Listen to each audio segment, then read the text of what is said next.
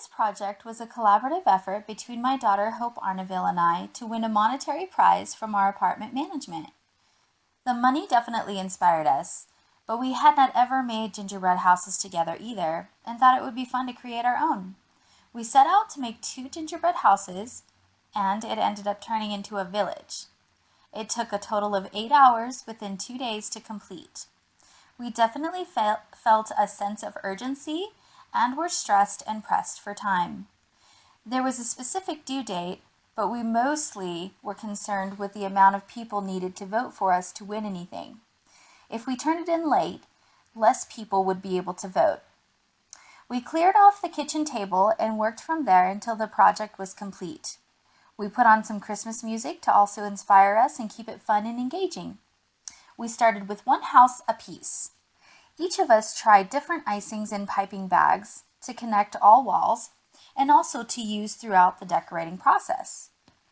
After several failed attempts to connect the walls and have them stand on their own, Hope found that using a hot glue gun for erecting the walls was much better, and since we didn't have any plans on eating our final project, we felt it was safe to do so. The glue gun set 10 times better than the original icing we used. This also left us plenty of icing to use for decorating. The piping bags provided in the skeleton package we bought were just okay. We needed to come up with a few different types of bags and tips in order to decorate in lighter ways and also in much fuller ways. I happened to have a lot of baking supplies, and we tried Wilton icing bags with a few different tips, which seemed to be okay for the fuller jobs. When it came to making smaller details, however, I came up with using a day-to-day sandwich baggie, and I cut the tip of a corner ever so slightly. We used several different size cuts in different bags to get the different sized piping. Throughout this icing process, we got very frustrated and our hands got very sore and shaky with all of the squeezing. We were happy to have found a way to make everything come together, however. We also knew we couldn't win without adding a lot of original decorating, and knew we had some other types of candies and icings that we could improve the uniqueness of the items with.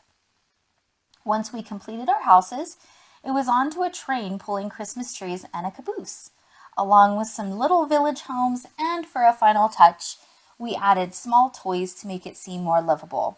You can't quite see in the pictures, but the house in the back actually has a tree that lights up and blinks and has a fully furnished living area. The most difficult part of this project, though, was to somehow get it delivered to the office without it falling apart. We did use the car to deliver the items, but to help with the awkwardness, we put each large piece into a pan and reconstructed everything once we arrived in the office. In the end, the very close attention to detail that you may not be able to really see in the photos, i.e. the Christmas trees and the tops of the houses, won us the 2nd place prize, giving us about a third off of our rent for this January, and of course bragging rights and posts on their Facebook page.